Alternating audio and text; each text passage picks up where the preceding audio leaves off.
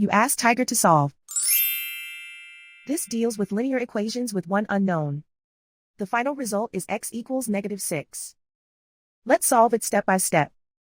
Group all constants on the right side of the equation. Subtract 10 from both sides.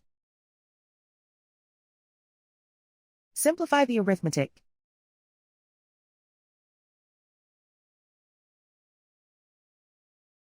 Isolate the x. Divide both sides by -3. Cancel out the negatives.